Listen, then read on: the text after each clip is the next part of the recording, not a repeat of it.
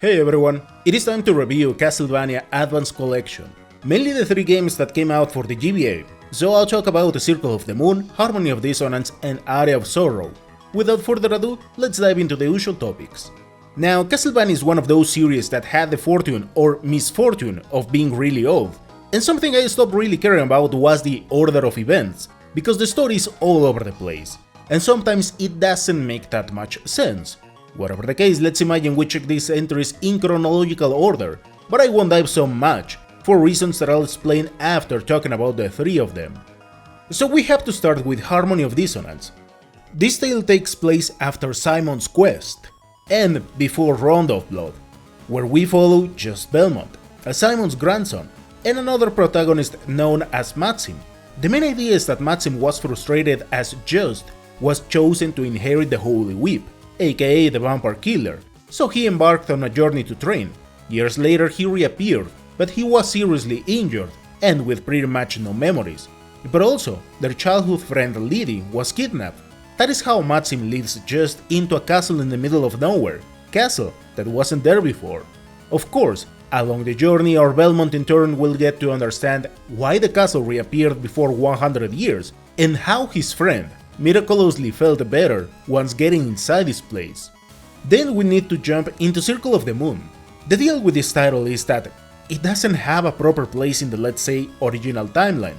As far as I know and kinda remember, chances are that this game takes place after the period where the Belmonts kinda disappeared, which takes place somewhere around Order of Ecclesia. And I say it somewhere around because, at least in chronological order, we know that the Morris were the ones who inherit the Vampire Killer, in absence of Belmonts. Yeah, there is a catch there, but that is for another video. In Circle of the Moon we follow Maurice Baldwin, Hugh Baldwin and Nathan Graves. Unfortunately for our heroes, Camilla was able to summon Dracula moments before they reached this room, and as if they had predicted every move, they destroy the floor below Nathan and Hugh. That is how they fall into lower parts of the castle. Worried about the situation, our duo starts to move around to save his master and father.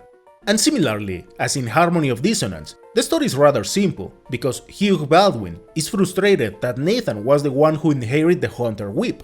Yep, this is not the so-called Holy Whip or Vampire Killer, so no idea if this one had the power to beat Dracula, but be my guest. The thing is that this whip doesn't evolve as the Vampire Killer, but it uses magic cards to unleash special powers. And, pretty much at the end of the Castlevania timeline, we find Aria of Sorrow, or Dracula's Rebirth, as he was supposed to be destroyed somewhere around 1999 by Julius Belmont. And yep, somehow Belmont reappeared out of nowhere.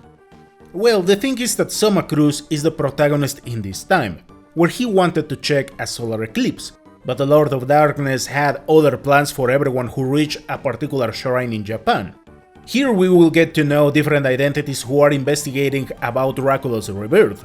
Most people just want to make sure he doesn't awake once again, but some human figures simply live to bring the darkest of nightmares true.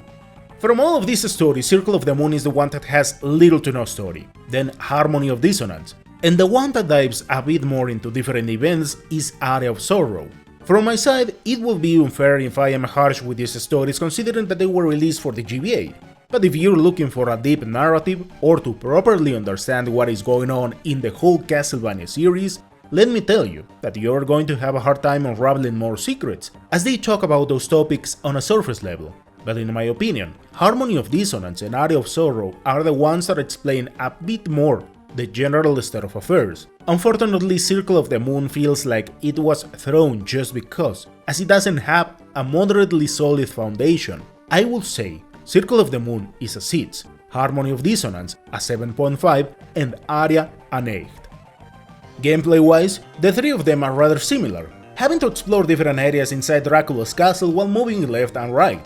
On this front, the only one I wouldn't say is a Metroidvania is Circle of the Moon, as the game is really intuitive, where you will know right away where to go. I know it may sound like what, but it is true. In general, this game feels like a straight line.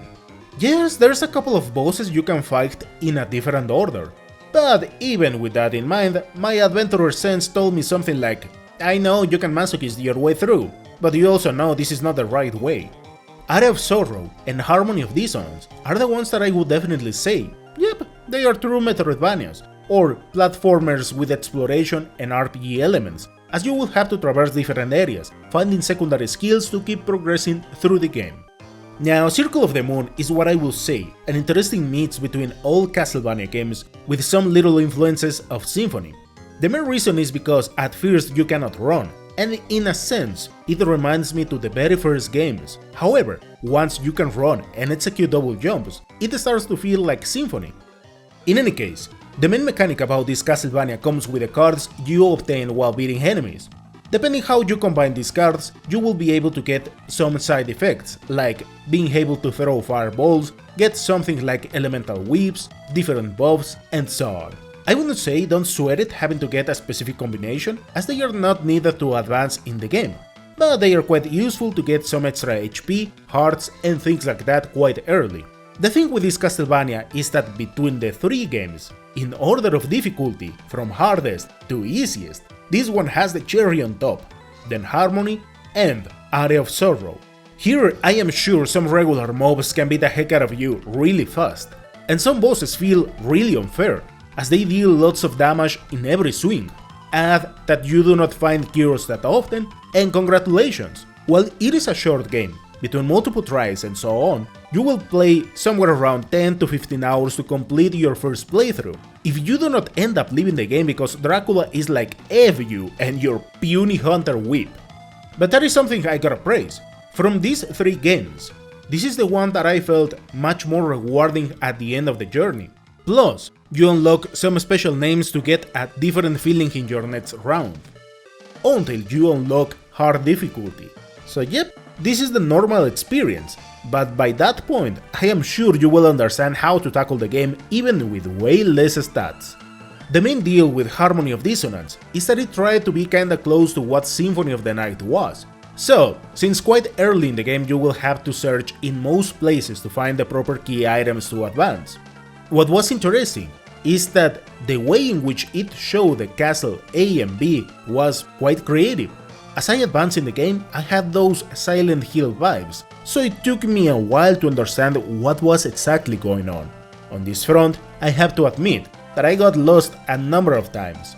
I know once putting everything together the game is kinda linear, but between finding an upgrade and more or less remembering what was around in some areas, you had me going back and forth, slowly finding all those one-way paths.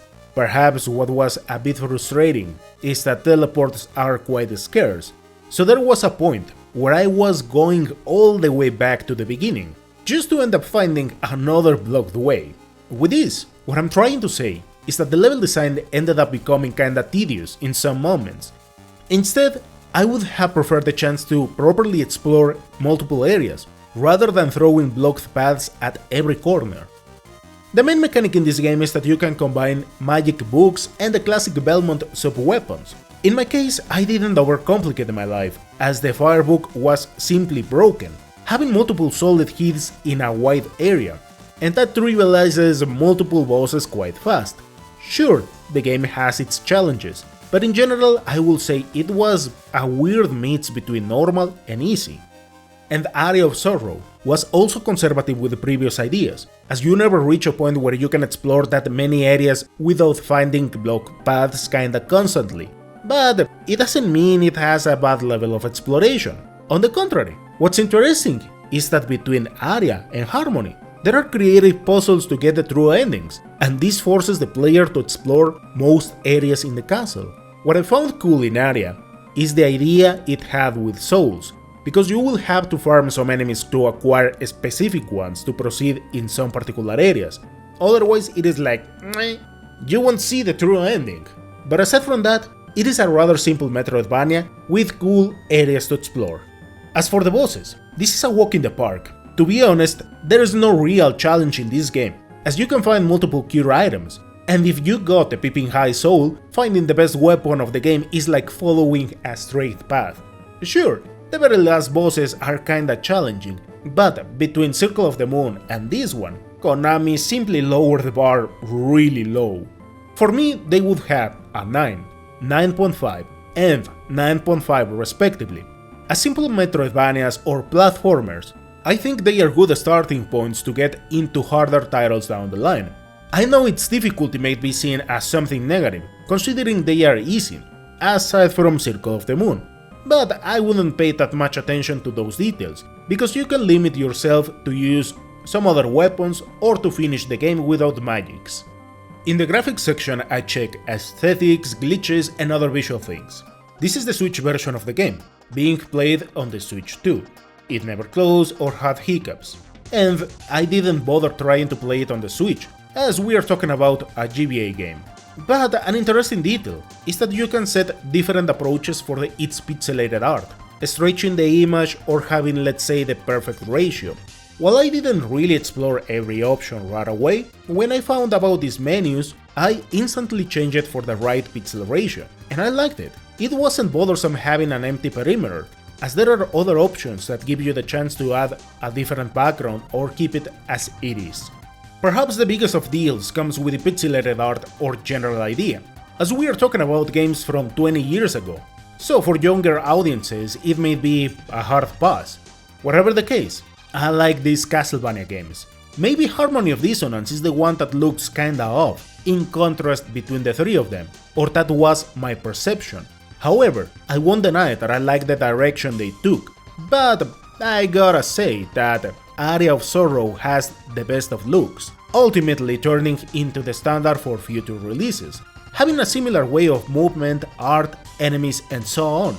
But I won't deny that Circle of the Moon has a creative idea. I also gotta praise its art. As far as some enemies go, it was quite amazing. Something I loved about this collection is that you can look at every enemy in this submenu. That way you can check drops, resistances, elements and other details plus the general enemy art. I would give them an 8, 7 and 8 respectively. For a GBA game, I gotta say that I liked what was presented, as the castles were quite lively, filled with beautiful pixelated areas. And in our last stop, the music. Through the whole Castlevania series there have been many composers, but in these three games we are talking about Shotaro Tojima, Hiroshi Mitsuoka, Soshiro Hokai, Michiru Yamane, and Takashi Yoshida. In general, and overly summarizing the experience, Castlevania has been quite consistent with its OST, aside from some particular entries that jumped only in Baroque approaches. Well, the deal is that these OSTs execute gothic rock, techno and classical melodies. Of course, we will have to analyze each composition, as sometimes they take on some other elements as metal, thrash metal, jazz, new age, and so on. From these three approaches, as they hit really different, and after sitting there listening to those 89 tracks several times, I can confidently say that Harmony of Dissonance is my least favorite. There is something in its audio that reminds me to what was commonly heard in the GBA. With this, don't get me wrong, it was cool, but I wasn't the biggest of fans. Putting this into perspective, Aria of Sorrow has a quite good soundtrack, but Circle of the Moon takes the lead for me. Maybe it is nostalgia, as I really like to hear tunes like Vampire Killer, Aquarius and Dance of Illusions. You know, really iconic tracks in the whole franchise. My only complaint comes once you are in-game, as there is a constant background static, similarly as when you play an LP. And the truth is that I have become unaccustomed to that static sound, so I find it a bit distracting after a while. As for Aria of Sorrow, I will say it is the classic Michiru Yamane experience with plenty of classical and baroque melodies, nicely executed for the limitations, and I also gotta praise that there are some unexpected tunes as Heart of Fire. In summary, for me the soundtracks are an 8, 7.5 and 8. Similarly as in the graphics, if you didn't live these kinds of experiences back in early 2000s, chances are that they may not be of your liking, and it is fine. In a sense, I am also glad video games have polished their OSTs a lot as time has passed. Well, in general. The final scores are 7.7, 7.8 and 8.3. I do recommend these games for those who want to face some challenges, while enjoying some old school GBA aesthetics and music. In my eyes, they are decent and good, but if that doesn't sound appealing for you, then stay away from this Castlevania collection. Thank you so much for watching, and I'll see you next time.